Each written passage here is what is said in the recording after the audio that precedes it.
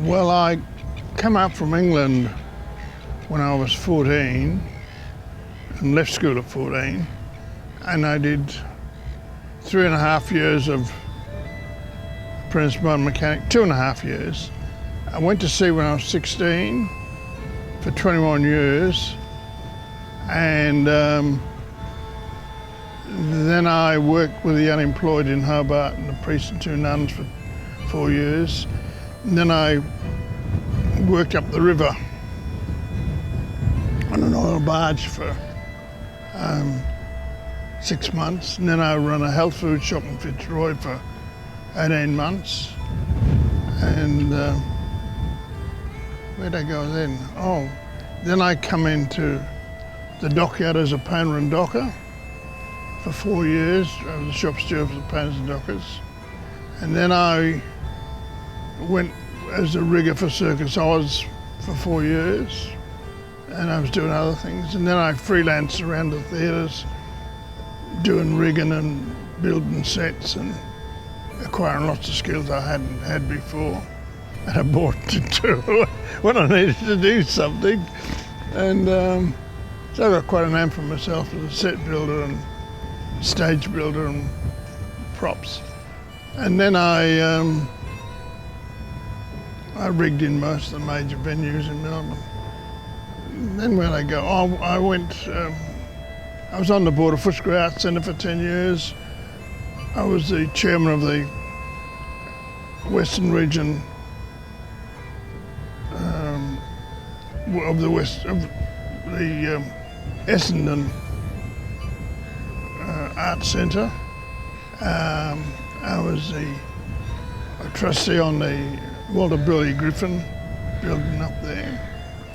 I was the chairman of the Labor Historical Graves Trust, and several other things.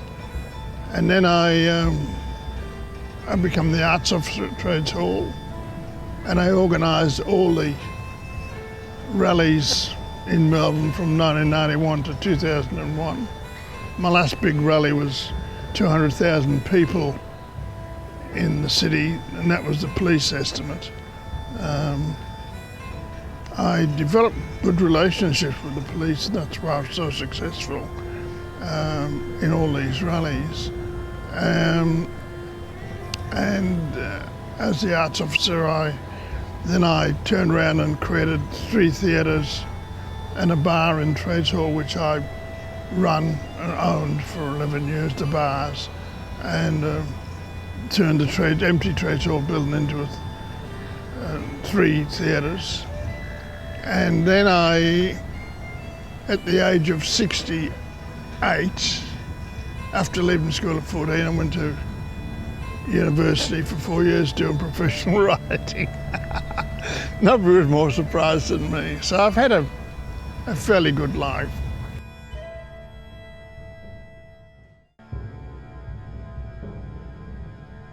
I was married. I've got 4 kids, 14 grandchildren, and just another one born in Darwin on June the 16th. I've got 11 great-grandchildren. And my first wife was a good woman.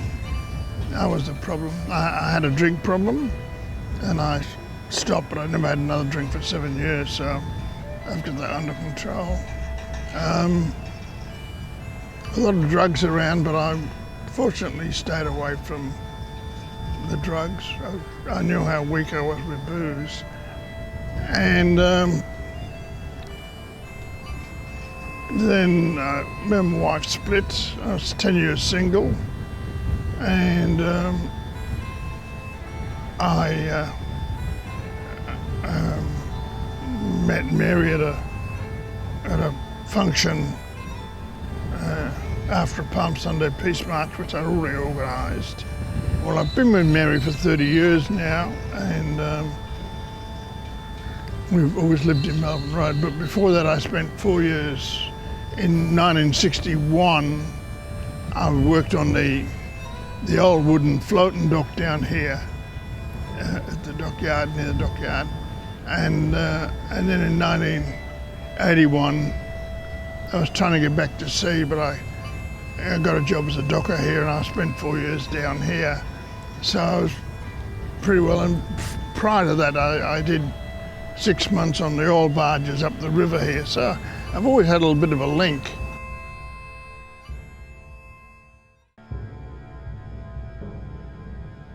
I always had the doggies as my second team because I thought it was a good working class team, and now I'm a doggy supporter, of course. But the other thing down here was I linked up with Jackie Geyer, and for 18 years we promoted Aboriginal art and culture, and I was involved with them politically. And Jackie was the person who wrote all the submissions and outlined all the plans, and I was the bloke who put them into place. Jackie Geyer was really missed here because she wrote all these submissions for every Aboriginal performer around today and never charged them anything. It was just, and with the same thing, you know, Jackie and myself used to laugh and say, we're paying the rent. And we really meant it because we just saw how unjust it was for the way the Aboriginal people were treated, both in the politically and in the performance arena. I produced, along the way, 5 concerts in the Melbourne Concert Hall. And I was the first person to put an Aboriginal piece on the stage, and that was Archie Roach in the Melbourne Concert Hall. The funny thing, I produced a concert in the Melbourne Town Hall for Nelson Mandela, and later that night Jackie produced another concert in one of the entertainment venues for another thing for Nelson Mandela. So that was actually how we started to come together. One of the greatest things in my life. Nelson Mandela is one of my heroes. Martin Luther King, the best speech ever made on this earth. I had a dream. Oh, powerful. I read it, reread it. I had a dream. Very powerful stuff.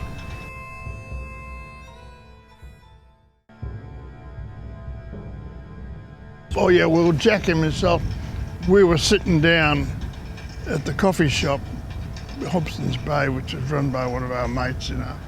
And we looked up, and here was the festival, and there was these great big bloody Australian flags, and no Australian flags, and no Aboriginal performers on the stage, and they were all boys. And we said, hey. So we got ourselves on the committee, and the next year we had 50% of the performers were women, and at least a quarter of them were Aboriginals, men or women. And we had Aboriginals flags everywhere, and we also arranged, and young Henry Geyer and three other mates dressed up as painted up with clapsticks. And when we come to start off, I'm organising the rally, the parade, and the police said, oh, we're going to go in the front. I said, no, you're not. The black fellas are going in front. So the black fellas went down the street with the clapsticks. And it was amazing. I watched the faces of people, because I was walking along with the front, just kept everything in tow. And a lot of people clapped, but people coming out the pub went, what are those black fellas doing in our parade? And it was, you could see it in their faces. And this is the rank racism that's in our society now.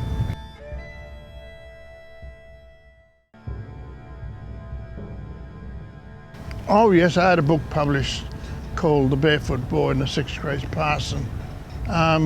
It was one of the stories, one of the series of short stories was a joke that went on at sea. Everybody was asked you, have you read the book? And I said, what book? The Barefoot Boy and the Sex-Crazed Parson. Well, it never existed, so that was why I wrote that story. I've had a lot of stuff published in The Age, in letters to the editor, and a lot of stuff in the big issue. You talk about Williamstown. I used to go out when I was going to sea, going out, and Williamstown was always the Navy port. When I joined the William Hyman, I did 3 trips a fortnight to Tassie, work for a month on, a month off, and we'd go past here and I'd always be curious about this little place called Williamstown. One night we come up the bay with a howling southerly, and when we come past Jellybrand Pier, the waves were 4 metres high. It was just like rock and rolling outside in the open ocean. It was really rough, but generally it was a flat trip down the bay.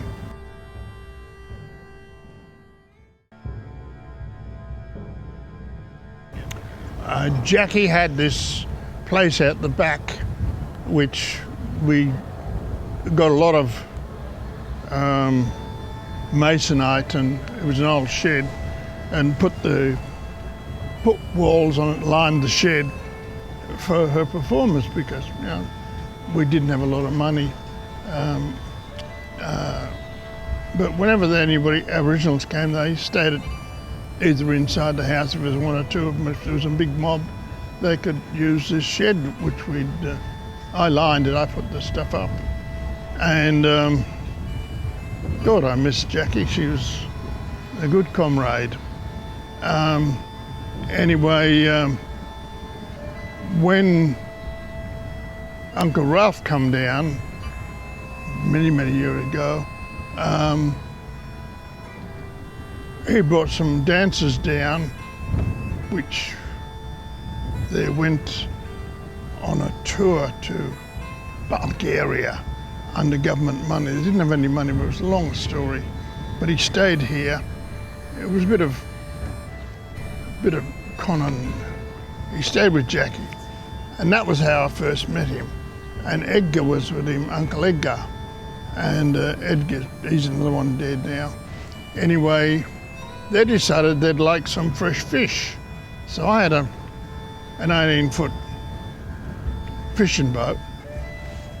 So we took off and went round the back behind Timeball Tower, and we're fishing away. So I've got 9 Aboriginals in there. And they see this light flying over St Kilda. And they said, "What's that?" I said, "That's the police helicopter." Oh.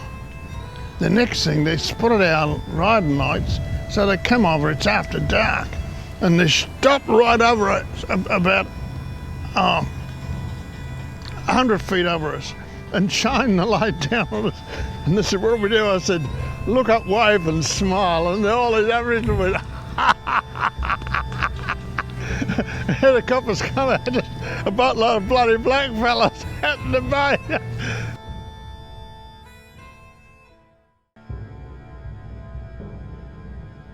The Aboriginals are a very shy, a very gentle, and a very caring nation.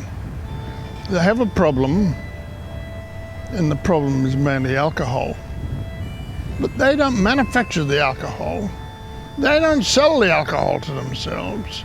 It's all done by bloody whites, that. But they blame the Aboriginal for being drunk, and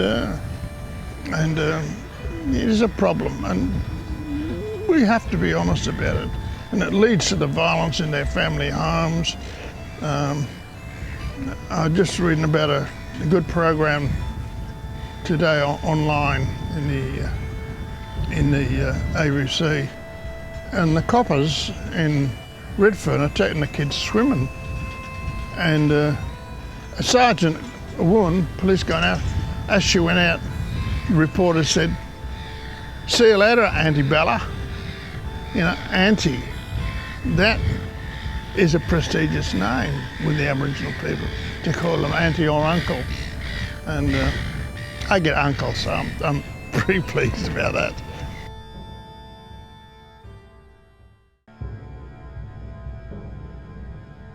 I've worked with most of the artists, Aboriginal artists here.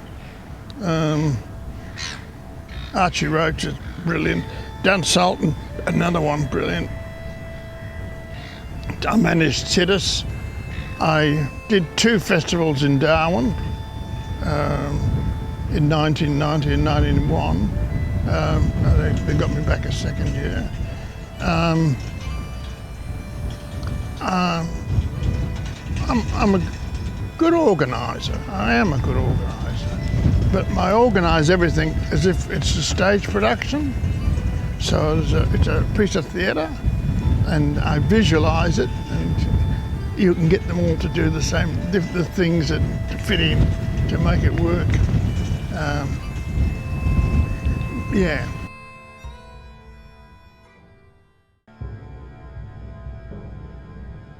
Oh, I am a shit stirrer. I went to Catholic schools. I had a very bigoted Catholic father, and I went to Catholic schools, but by the time I was about 11, I started to read about the Spanish Inquisition and the murder of 10,000 people in St. Bartholomew's Day in 1575 in France, and looked at all the history of the Irish Wars were between Protestants and Catholics, and all this fighting over gods, and I just suddenly said, if God is going to be praised for all the good things, you have to be blamed for all the bad things. But I became an atheist when I was 11, but I couldn't tell my parents till I was 21 because they were so devout. When I went to sea, when I was 16, I became a socialist and a unionist.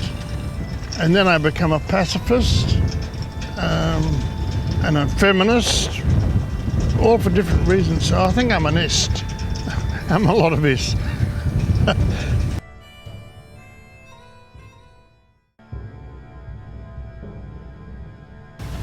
I never thought when I was sailing up and down here, looking at Williamstown, that I'd spend the rest of my life here. But it's not unusual because I've always been a water person.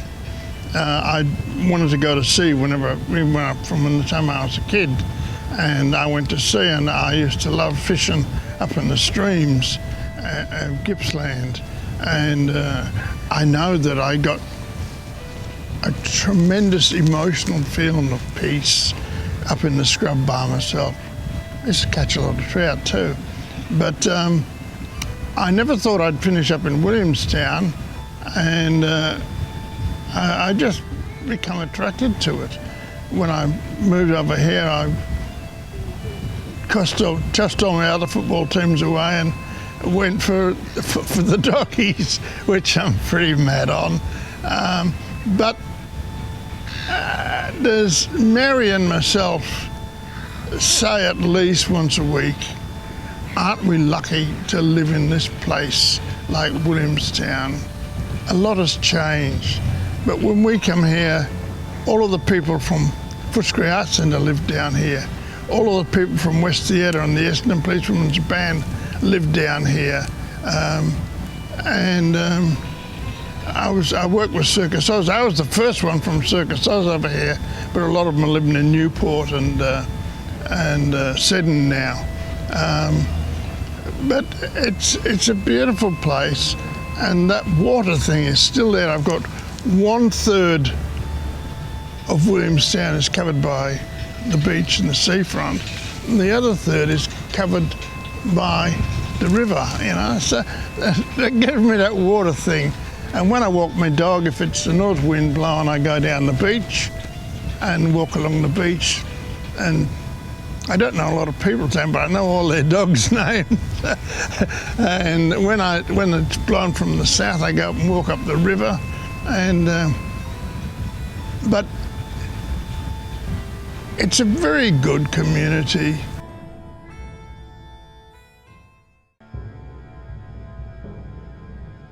Williamstown. I fish. I can fish. I have a little boat up the road. I walk the dog.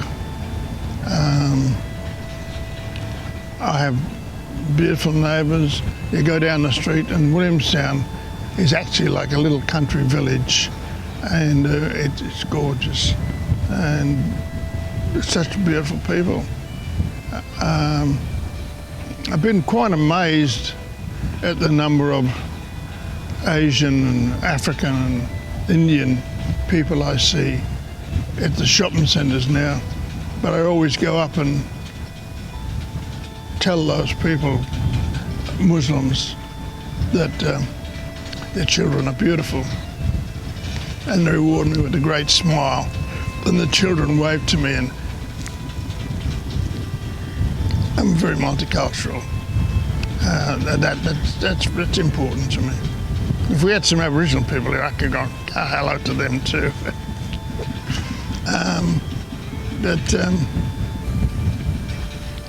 Yeah, I just love Williamstown. It's such a gorgeous place. I go down the street, I wave in nearly every second shop to the owners, or eyeglasses, or I go into the newsagent, and I always have a big discussion with Kathy about how the doggies are going. She goes to church every Sunday. She says, "You pray?" Yeah, I prayed. So it's these sort of things. I walked down the street the other day for 5 minutes and ran to him. So I was quarter of an hour with him, and he said, "Where have you been?" I said, "I run into him." But you always run into somebody, and it's such a nice community.